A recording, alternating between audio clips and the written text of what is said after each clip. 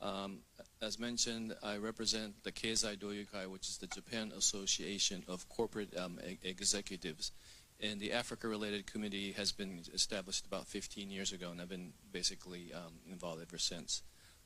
This is my fifth ticket, I think, to be participating, and I must say it's probably the best ticket I've ever seen in terms of the participation from the private sector. But having said that, though, for this session, I think TCAD, we know what it stands for. It stands for Tokyo International Conference on African Development. But with the moderator's prerogative, I think for this session, I think I want to rename TCAD. The TI, I think we should change into Trade and Investment Conference on African Development. And to entice even more private sector to get involved in this process. Now, in that process, coming from Japan, we all know it's going to be a growing, youthful, growing middle class, and there are a lot of opportunities, of course. But as a continent, it's very large, and there are large countries within that continent. But there's 54.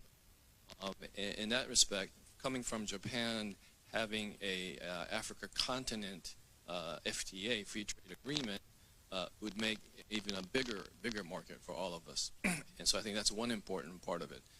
The second part, which is even probably more important, is that the history of the African continent, from where I see it, the value chain was always been extractive. But having the AFC FTA, I think it moves to more towards a regenerative, more inclusive kind of a value chain, which I believe is be important for our next generations going forward. On this very important topic, we have a very impressive lineup of panelists. Let me introduce them to you one by one. The very first is His Excellency Dr. William Samoei Ruto, who's the President of the Republic of Kenya. So welcome. Next is Mr. Norihiko Ishiguro. He's the Chairman and CEO of the Japan External Trade Organization, JETRO. Welcome. We have Mr. Lima Yadechea. He's the Chief Commercial Officer of Ethiopian Airlines Group. Thank you very much. Welcome. And we have Mr. Kenji Takaku. He's the Senior Manager and CMO of the Unicharm Corporation. And finally, we have Mr. Cass Kvidia. He's the B20 Sherpa. So welcome. Okay, so for our opening remarks, I would like to invite His Excellency, if you would like, please. Thank you very much, moderator, for this very important meeting and discussion on one of the most powerful tools of development in our continent. Two fundamental issues are central to the growth, the development, and the progress that we make in our continent. Number one is integration. The free movement of goods, services, and people. The challenge that we've had over the years is the interconnectedness of Africa. Challenges of travel from one country to the other, either by air, by sea, or by rail, or by road. Progressively working with partners like JICA, we've made progress. Not as much as we could, but we have made significant progress in modernizing our ports. For example, modernizing the port of Mombasa to make it much more efficient for purposes of moving goods and services around our continent. We are invested in transport networks. At the moment, we are discussing the building of the railway from Kenya to Uganda to DRC, and finally to join it to the other side on the Atlantic, and many other transport routes. So importantly, to connect Africa is of significant importance, and I must congratulate Japan for participating in connecting our continent. Secondly, is to make sure that we have a policy environment that supports and promotes intra-Africa trade. Today, intra-African trade is around 15%, compared to 60% in other regions, including in Asia, here in Asia. And therefore, the signing of the Africa Continental Free Trade Agreement, that was a milestone agreement, now signed by 47 countries, establishes the mechanism for us to remove barriers, to facilitate movement of goods and services around our continent. It is estimated that with the full implementation of the Africa Continental Free Trade Area, we should be able to unlock $450 billion of trade. We should be able to lift up to 30 million Africans out of poverty, and we can move our continent in the right direction. Kenya, for example, has taken the policy position that to facilitate the movement of people and goods and services, we have not only signed into the Africa Continental Free Trade Area to eliminate barriers, we've signed into the East African Community, we've signed into the tripartite agreement, and also COMESA, to build Africa into one single trading bloc with 1.4 billion people and a GDP of $3.7 trillion.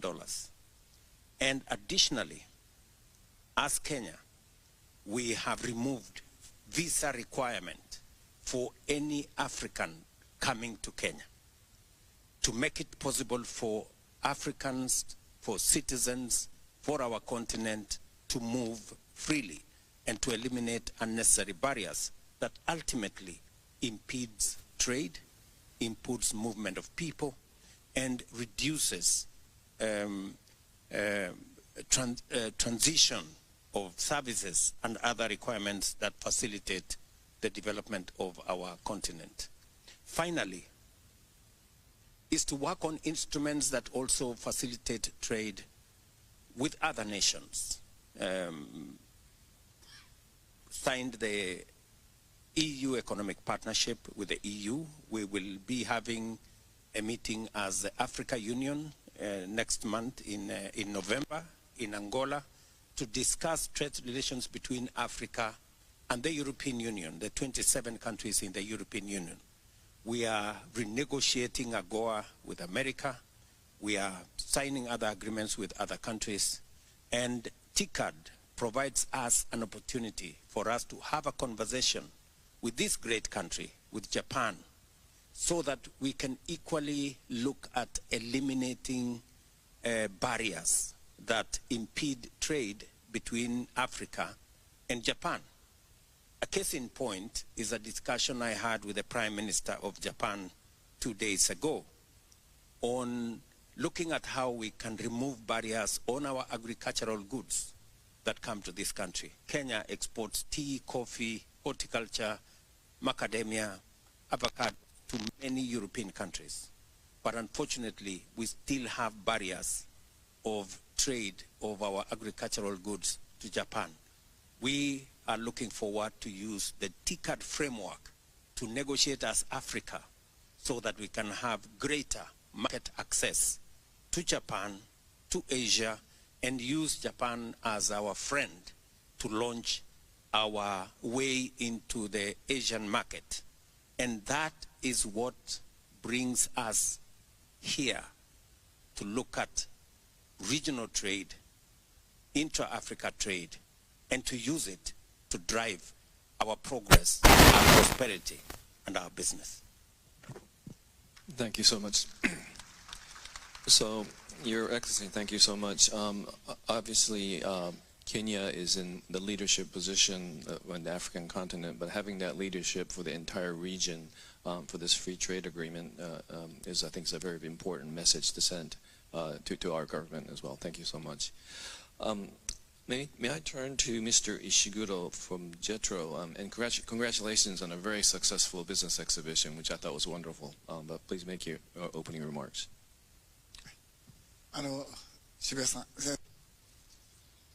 Thank you very much, Mr. Shibusawa. I would like to speak in Japanese. There are 3 points I would like to mention. JETRO is promoting a trade, and to coincide with the TICAD, TREC business forum is being held. And one thing which I would like to report to you is, looking back on our history, 194 companies. This is record high number of businesses that are taking part in the forum. 194 businesses. This is the number I would like to report, of which 133 are participating for the very first time. So what I want to share with you as point number 1 is the Japanese businesses' interest in the African market is rising. Second point is that scratch the surface. That is what we like, how we want to achieve access the market. If I could take some examples of businesses, what is going on in the local market, and people who can offer solutions to those challenges are successful. In the case of Ebara, for example, pump prices are very expensive, but in Kenya, there are not many rivers, and therefore you need to dig deep wells in order to get access to water. And conducting maintenance in an expedited manner, and that is kind of compensating for the high price. So on a life cycle basis, Ebara is able to offer high quality pipes. And in the case of Fuji Films, they're using AI, and X-rays are being offered in places where there is no electricity. More than 100 times of X-ray operations can be conducted. So in this way, there are companies that are taking on the challenges to address societal problems or challenges in Africa. Not just scratching the surface, but entering into the market deeply is very important. The third point, as was mentioned by Shibusawa-san at the outset, I feel that we're entering into an era of investment. International cooperation, of course, is important, but the role is that is expected of Japan is investment. Especially, there's a big population amongst the youth in Africa, and how to provide quality employment is what is expected of Japan. And therefore, at JETRO, we're going to promote investment, that's number 1, and also support startups. So to provide a lot of employment opportunities for the youth is very important. And the third point is a point that was covered in the business forum about the pop culture. Animation, anime, manga, this culture is highly valued and appreciated in Africa, especially among the young population. And we, in Japan, anime, manga, the soft power, through soft power, we want people to have more interest in the products and services that Japan can offer, and then with the value and the sense of ethics that we have in Japan should also be communicated. And so we want to further support investment into Africa. はい、ありがとうございます。Thank you very much, Mr. Shiguro. I think the last point was very, very important, because when we think about free trade agreements, we think about the traditional goods and services, which is very, very important. But as Mr. Ishiguro pointed out, the youth and also this pop culture, soft power kind of that kind of non-barrier to that kind of development, I think is also very, very important. His Excellency mentioned about connecting, integrating not only goods and services, but people And I believe the airline industry is very good at connecting people. So I would like to invite Mr. Lima Yadeja for his opening remarks. Thank you very much, moderator. Thank you, TICAD, for this opportunity. As His Excellency the President said it well, connectivity is very much needed in the continent. We in Africa have a huge population of more than 1.4 billion, and the amount of goods being transported through the continent is huge. At Ethiopian Airlines, we do fully understand the need for timely continental free trade area, and we appreciate the initiatives by African Continental Free Trade Area. And being in this business for the last 8 decades, we are the true witness to observe the development and also change of human life by being connected to the rest of the world, not alone the inter-regional integration. When we start flying from the east to the west, we observed a huge movement of indigenous African way of doing business between the regions that enabled Africans to discover their true indigenous identity and do business around that very unique characteristics.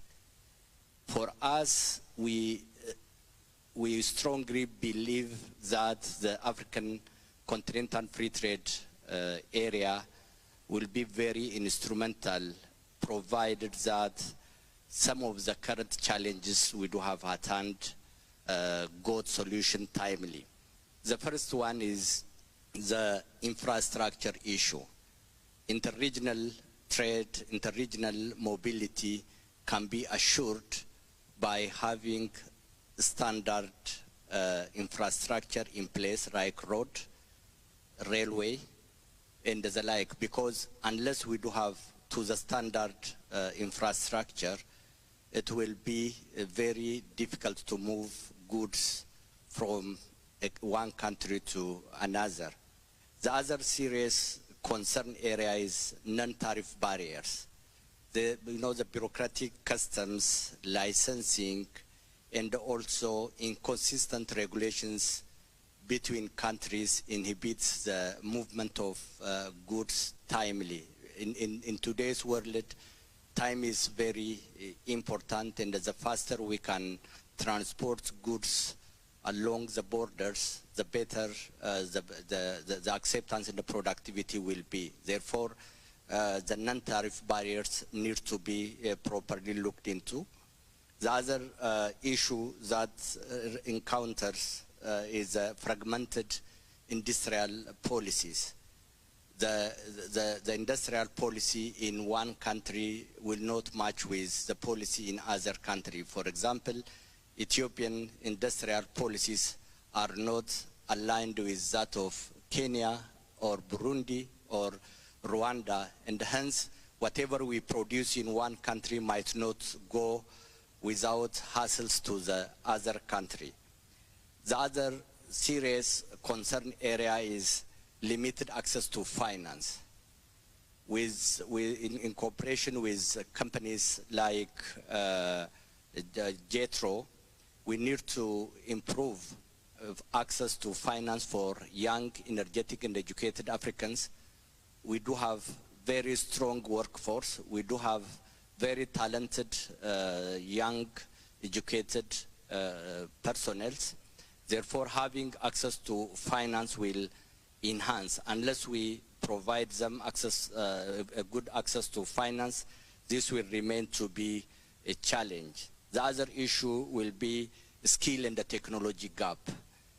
In universities across Africa, we can easily teach the theoretical part of the science, but having hands-on personnel need a practical exposure and also training through technological guidance. Therefore, working in these areas might enable the movement of goods across African borders.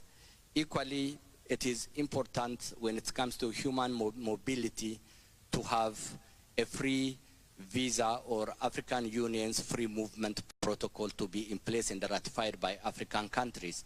His Excellency the President clearly said that Kenya is doing a great job in this regard. Thank you very much. Under your leadership, we saw that we Africans can easily go to Nairobi and do business. As I said earlier, we do have a strong interest in startups in Kenya. Those kind of free movement are very vital in order to enable the spirit of African continental free trade area.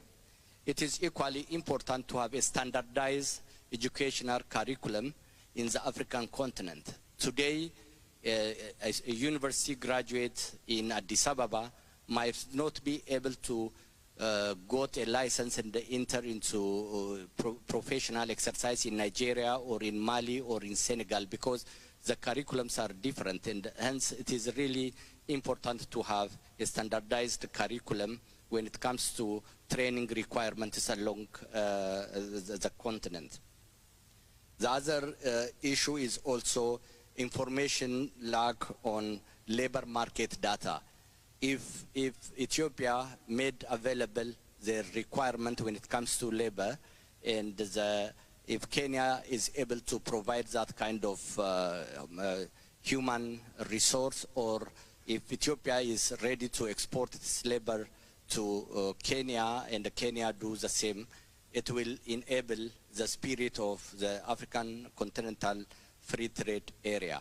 At Ethiopian Airlines, we are always working hard to address the issue of logistics. We are currently flying to more than 64 cities in Africa, and wherever we go, we saw that the challenges, especially in non-tariff barriers, is really challenging us a lot, and it hinders the development of Ethiopian Airlines. Therefore, as a company, we strongly advocate the single African air transport market, SATM, and also we are highly investing and also working around the policymakers when it comes to the enablement of the African continental free trade area. Thank you.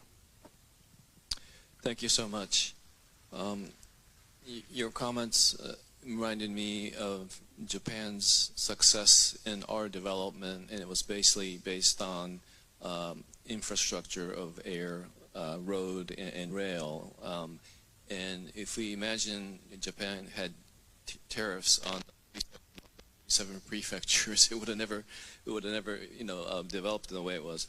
But I think at the very end, I thought it was very important, because we could have all the agreements in place for free trade, but unless you have the human capital to deliver based on that, I think that's a very important point. Thank you so much. I would like to turn to the business sector regarding this topic, and initially I would like to ask Mr. Takaku from Unicharm for his comments. Thank you very much. I am Takaku from Unicharm.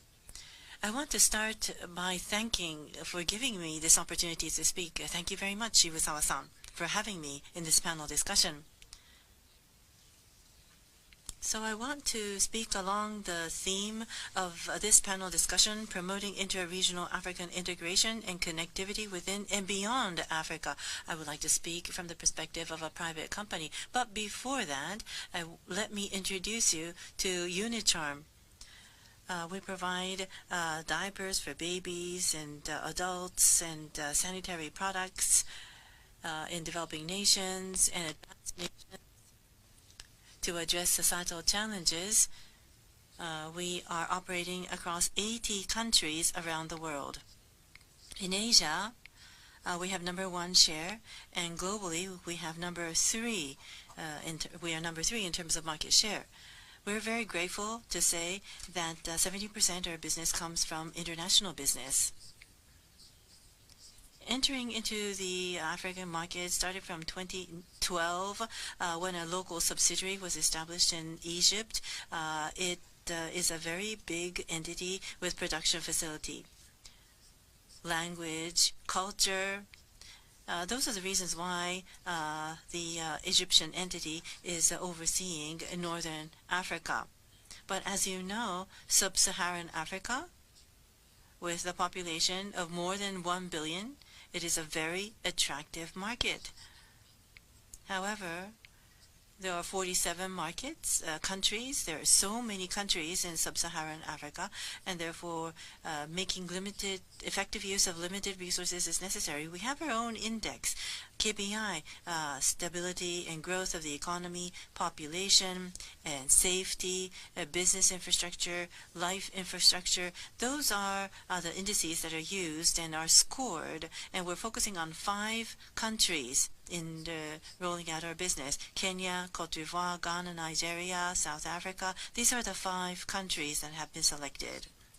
2023 and beyond, as you can see, this is a product that is dedicated to the African market.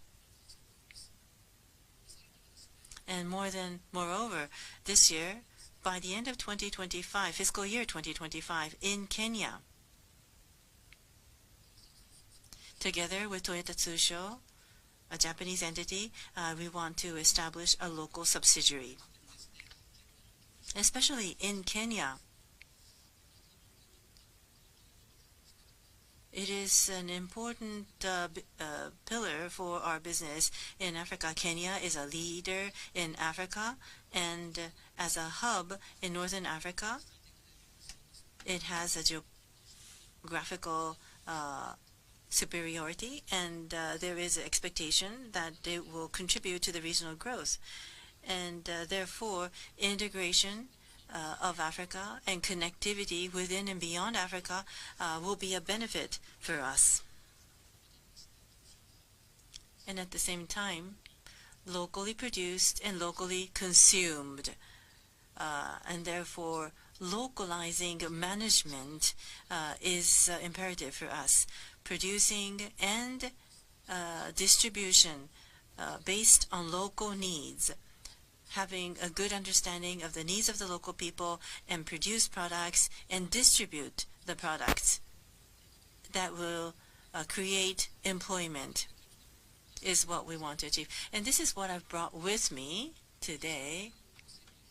This is a sanitary product that consists of 1 sanitary product in each pouch. And this is a product that any consumer can buy when they need it. So integration of the African region is something that will expedite the access of capital from Japan. Moreover, when we do our business, for example, customs clearance or receiving license permits to do business, it's quite cumbersome to do that in different countries, but if it becomes standardized, I'm sure it will be conducive to accelerating the process. And lastly but not least, I would like to say that our business is empowering many women locally. Small-sized kiosks. We would visit these kiosks and meet with the owners and engage in dialogues and conversations with them in selling our products. And of course, we are selling sanitary products, but at the same time, we talk about periods, about the knowledge to enlighten the local people. So the use of sanitary products is still around 40% in Africa.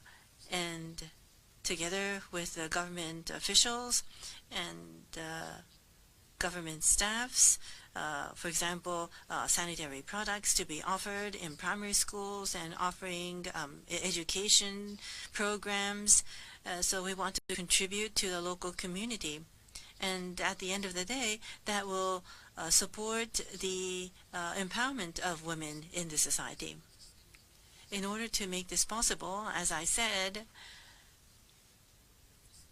African integration is necessary, and connectivity within Africa is indispensable. And so with this meeting as a trigger, I hope we will pave the way going forward. Thank you. Very much. So for the promotion of intra-regional African integration connectivity, we can have all these rules in place, but I think Mr. Takaku made a very important point, especially for the consumer businesses. You have to be close to your market. So thank you very much for that. Sorry to keep you waiting, but Mr. Kovida, may I have your comments, please? Thank you very much. Let me just quickly say what the B20 is. So the B20 is the business stream of the G20, and South Africa has the honor of chairing and hosting the G20 this year.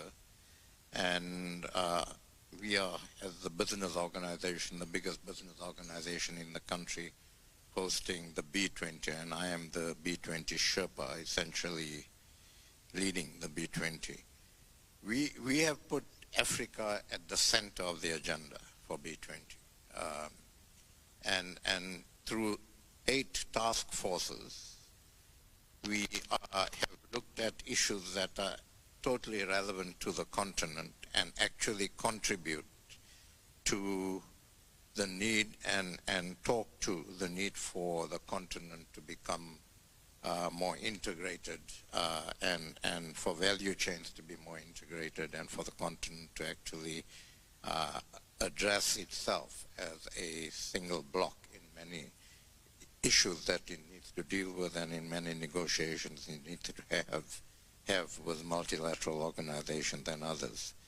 So I'm just going to quickly run through the themes, the 8 critical areas that have come out of the B20 and will contribute to the theme of this panel.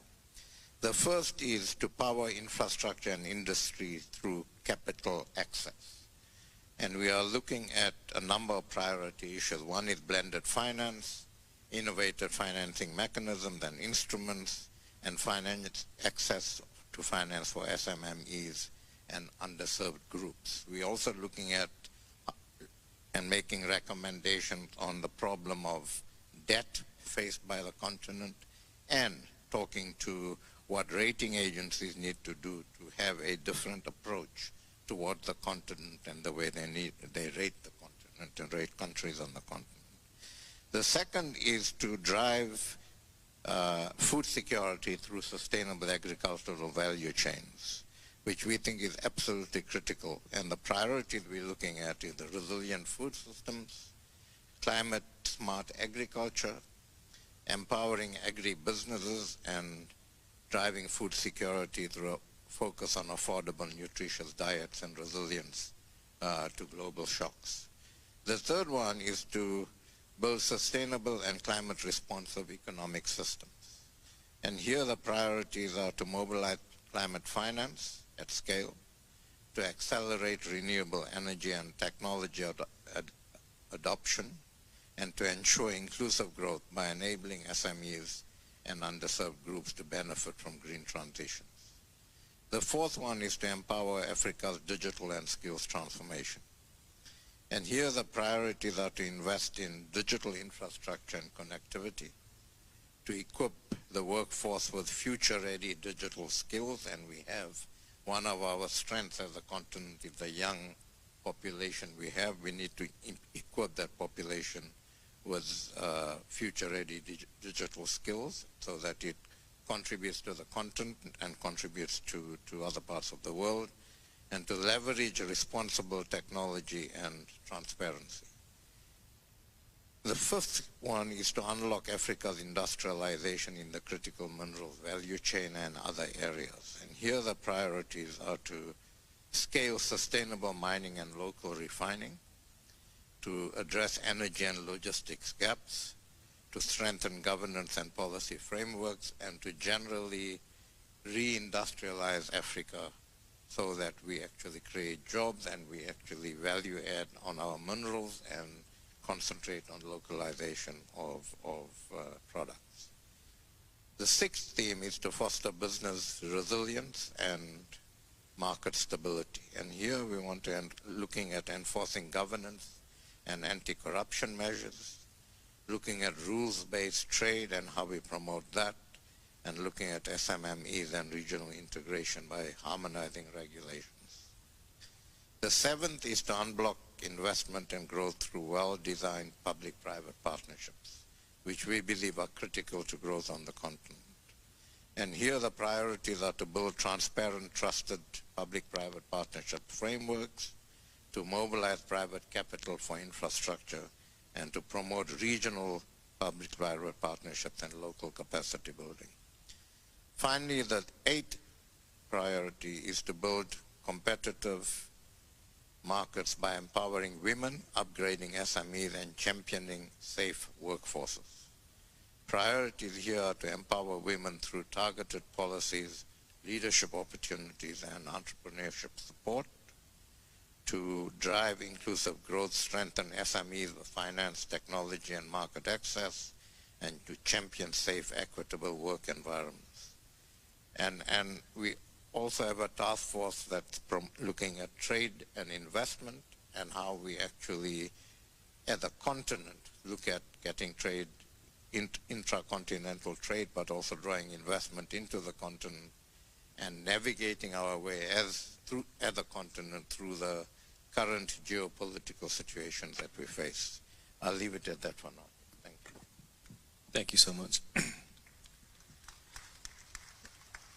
The 8 points that you made resonates with me because a lot of it is, at Keizai Doyukai, we're launching a impact fund into Africa from Japan. The investors being the Japanese corporates and hopefully some financial institutions and public-private sector, hopefully partnership there as well. So hopefully we can provide that new capital mobilization that you mentioned. Your Excellency, I would like to come back to you, if it's okay. You already mentioned this in your opening remarks, but assuming a full implementation of the African continent free trade agreement, there are many benefits, obviously, but what is the key benefit for the private sector business that's already operating, you think, on the continent?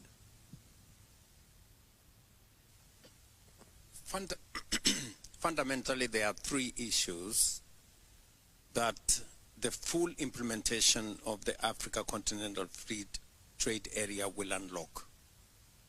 Number one is to unlock opportunities in trade, in business, which with backward linkages goes all the way to agriculture, and with it, job creation. So there is a value chain, a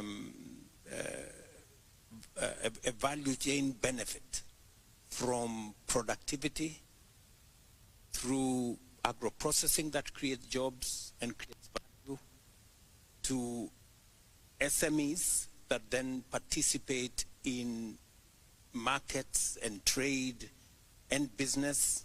So there is a lot that can be unlocked, and that is why I said that the full implementation of the Africa Continental Free Trade Area is going to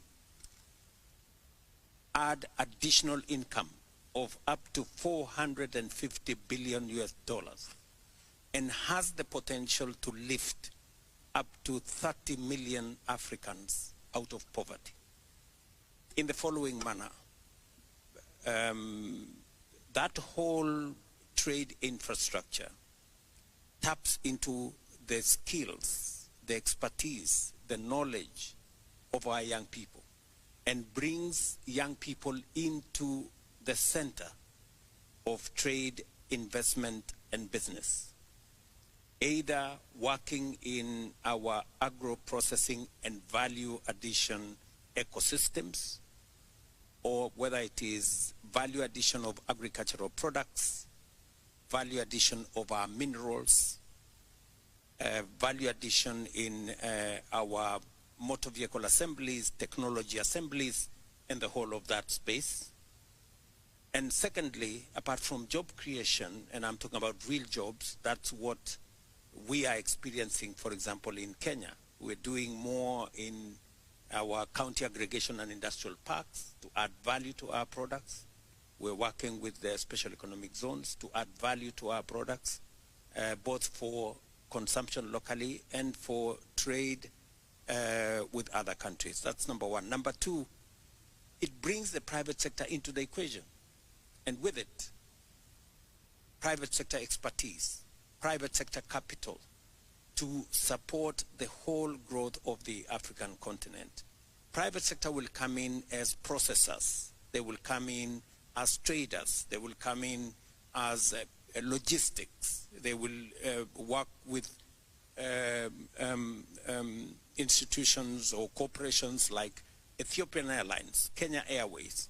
These are corporations that will benefit in enabling logistic movement of the products we produce in our continent. And therefore, it benefits the young people of our continent, and Kenya and Africa, for that matter, being a very young continent, there is need to deliberately create opportunities for work.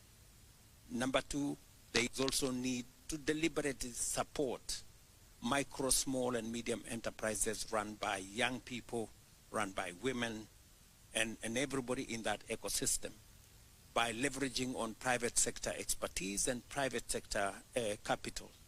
And then finally, it translates into economic activity. It translates into wealth generation, wealth creation, and finally dovetails into the prosperity of our continent. And Kenya and Africa contributing meaningfully to global trade. As we talk today, Africa contributes only 3% of global trade. Yet we have 1.4 billion people. That is not commensurate with what our wealth and our contribution should be.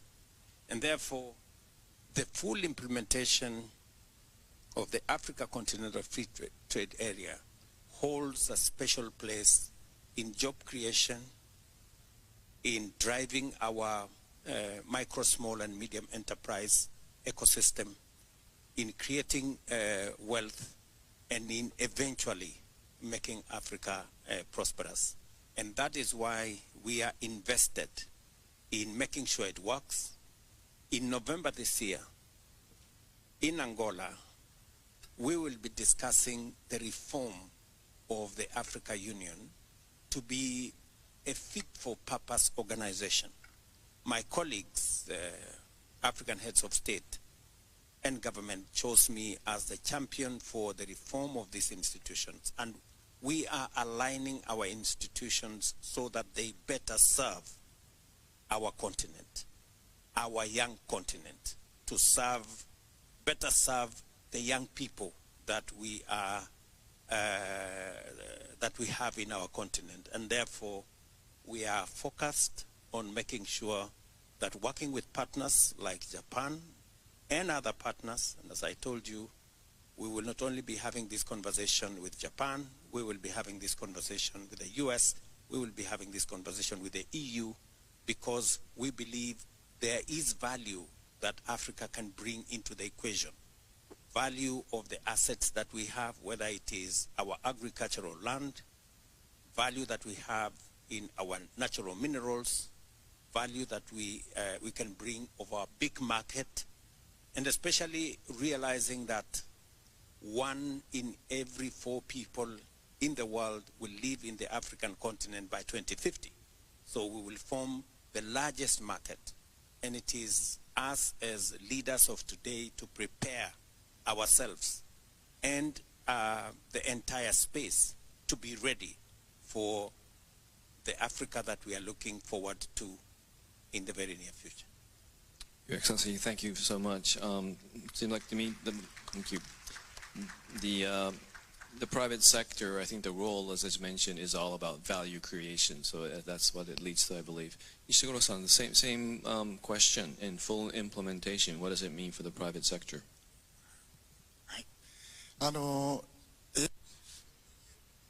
AFCFTA, there's high expectation because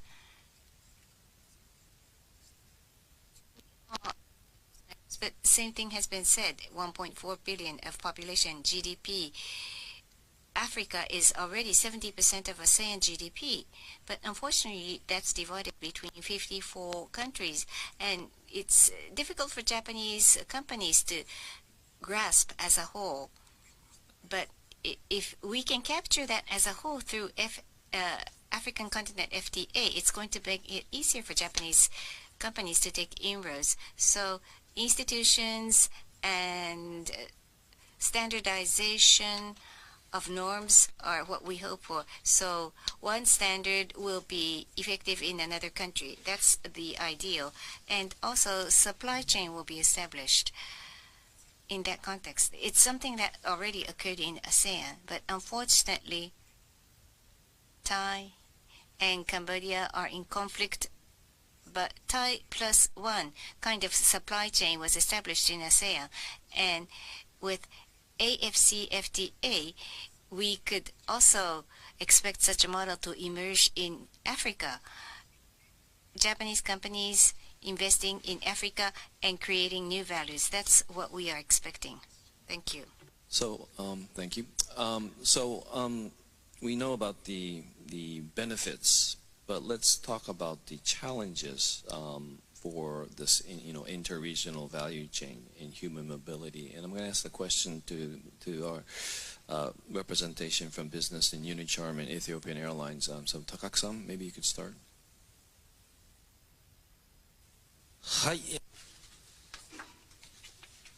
Yes, as was mentioned, there are challenges.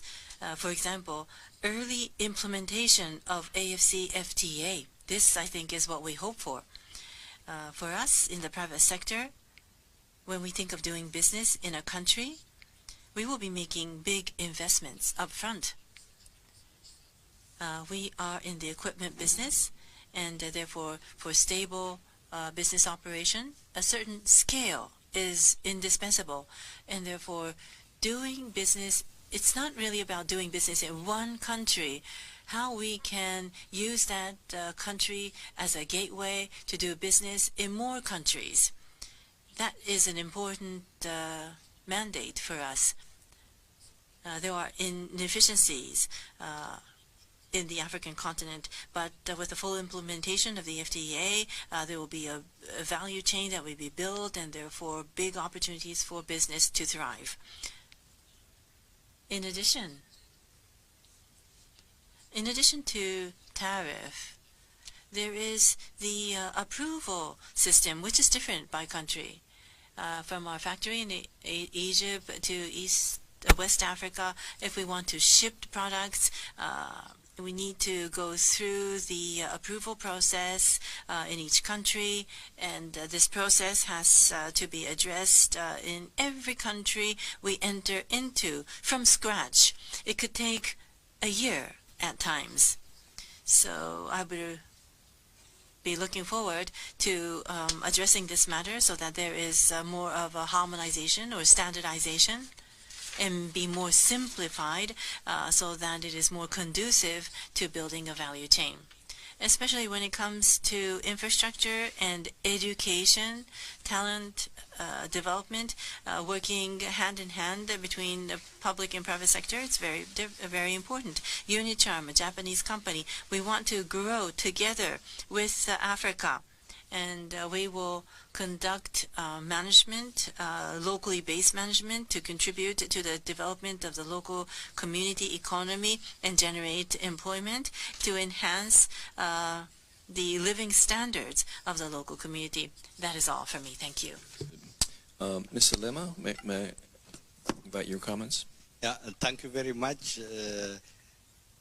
We at Ethiopian Airlines strongly believe For a fact, we say we know Africa by heart because we are in the continent doing business, as I earlier said, for the last 8 decades. For the AfCFTA, the African Continental Free Trade Area, to be fully in implementation, it is high time to liberalize the African airspace.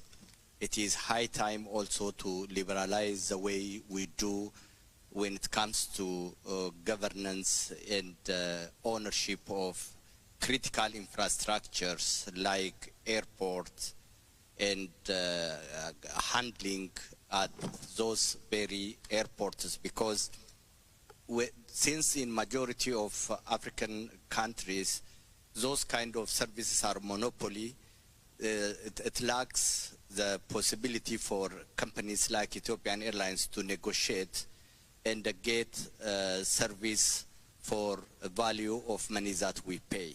Therefore, we Africans need to strongly work on infrastructure development, liberalization of services, and also the non-tariff barriers need to be seriously looked into, because those kind of bureaucratic way of doing things will encourage corruption, which in other way creates inefficiency that hinders the development, the required development and the spirit of the African Free Continental Trade Area. We strongly also recommend that the visa issue in Africa is of a serious concern, because as an African, it is only very limited countries like Kenya, Rwanda, Ghana, and the like, which allow Africans to obtain visa on arrival or get free access. Currently, Ethiopia also introduced a free on arrival visa facility. Those kind of things are very vital and important to reduce the cost of logistics and transportation in Africa. Therefore, we really need to seriously consider a policy framework that enables Africans to trade and Africans to move between countries without any barrier. It is important also to collaborate rather than compete among African countries in order to create a conducive environment. In order to do so, we have a lot to learn from countries like Japan, and it is also important to closely work with companies like JETRO, which are trying to bring the Japanese business and the capital into Africa, because one of the critical factors in Africa is access to capital. Hence, if we are able to succeed in these areas, hopefully Africa will be more connected. Thank you. Thank you very much. Thank you very much. Sorry, Ishigo-san has to leave. So the session, I'm sorry, in Japan, we can't be over time. And we have to apologize for being 30 seconds over, and actually I'm 3 minutes 30 seconds over. So my apologies, and apologies to Mr. Kovida for not being able to invite your final comments as well.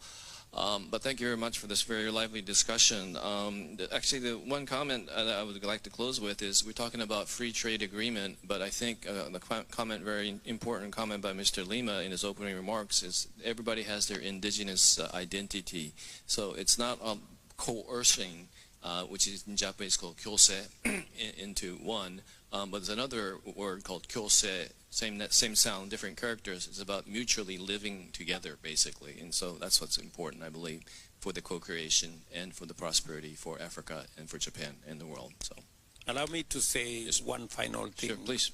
Moderator. In our audience is our Deputy Chairperson of the Africa Union Commission. And part of the reform that we are working on is exactly to address the challenges the private sector is raising, that we should have a unified, standardized approach where business can you know, like a one-stop shop for Africa to be able to speak with one voice. And the reform that we are undertaking at the Africa Union Commission is so that we can give greater leeway and power for the Africa Union Commission to speak